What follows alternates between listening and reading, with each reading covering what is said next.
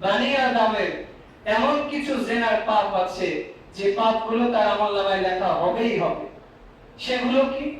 আদম সন্তান যখন চোখ দিয়ে কোনো বেগানা নারীকে দেখে, অথবা কোনো পুরুষের দিকে হোক অথবা কোনো প্রাণীর দিকে হোক, যে কোনো দিকে কুদৃষ্টিতে তাকাবে, খারাপ চিন্তা করে তাকাবে, সেটাই তার জন্য জেনা।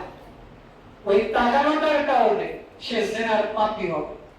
যখন একজন পুরুষ বা নারী আর একজন নারী বা পুরুষকে বৈধ নারী বা পুরুষ ব্যতীত অন্য কাউকে যৌক্তিক চাহিদা দিয়ে স্পর্শ করবে, ওইটা তার হাতের জেনা।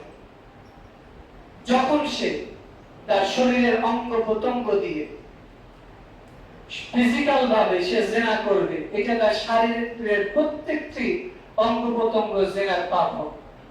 রাসূলুল্লাহ সাল্লাল্লাহু আলাইহি ওয়াসাল্লাম বলছেন যে আদম সন্তান যখন অন্তরে কল্পনা করে, কুচিন্তা করে, তখন আল্লাহ রাব্বুল আলামিন তাকে সুযোগ দেন যে সে যদি ওই কুচিন্তা থেকে ফিরে আসে, তাহলে আল্লাহ রাব্বুল আলামিন তার আমলনামায় পাপ দেন না।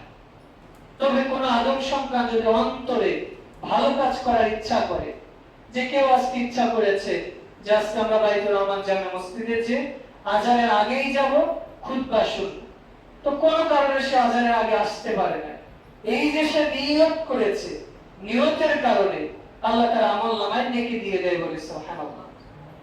আর একজন ব্যক্তি নিয়ত করেছে যে আজকে রাত ৩টার সময় উঠে আমি ব্রাজিল আর্জেন্টিনার খেলা দেখব, তো এই খেলা দেখা তো গত জুমায় বলেছে এটা হারাম, এটা জুয়া, তো দেখবে, দেখার জন্য নিয়ত করেছে, কিন্তু আল্লাহ তার অন্তরটাকে পরিবর্তন করে দিয়েছে। সে খেলা দেখতে উঠেছিল ঠিকই, কিন্তু খেলা না দেখে সে তাহাজ্জুদে দাঁড়িয়ে গেছে। তাহলে ও যে অন্তরে নিয়ত করেছিল খেলা দেখবে, জেনা করবে, আরেকজন মেয়ের সাথে ফোনে কথা বলবে, ও নিয়ত করেছিল, কিন্তু নিয়ত যে পরিবর্তন করেছে, পরিবর্তনের কারণে আল্লাহ তার আমলনামায় একটা নেকি দিয়ে দেবে, বলে সুবহানাল্লাহ। তাহলে আদম সন্তান জেনা বিভিন্ন ভাবে করতে পারে, কল্পনার মাধ্যমে করতে পারে, চোখের মাধ্যমে করতে পারে, অঙ্গ প্রত্যঙ্গ দ্বারা স্পর্শের মাধ্যমে করতে পারে, এবং ফিজিক্যাল ভাবেও সে করতে পারে। তো এই জন্য রাসূলুল্লাহ সাল্লাল্লাহু আলাইহি ওয়াসাল্লাম বলছেন, এই বিষয়টি আমরা বিস্তারিত পরে আলোচনা করব ইনশাআল্লাহ।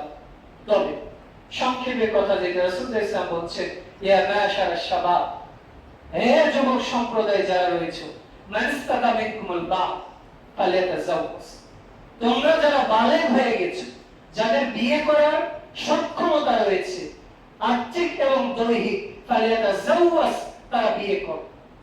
ফাইল্লা মাস্তাতি, যদি তুমি এতে সক্ষম না হও, যদি বিয়ে করার মতো তোমার শারীরিক সক্ষমতা আছে কিন্তু আর্থিক সক্ষমতা নেই, অথবা তোমার আর্থিক সক্ষমতা আছে কিন্তু শারীরিক ভাবে তুমি আর্থিক, তাহলে কি করবা? আলাইকুম বিসসাওম, তোমার উপর জরুরত হচ্ছে সিয়াম রাখা। ফাইন্নাহু লাহু বিজা, এই সিয়ামে তোমাকে জিনা থেকে, পাপ থেকে, অশ্লীলতা থেকে তোমাকে দূরে রাখবে। সুবহানাল্লাহ।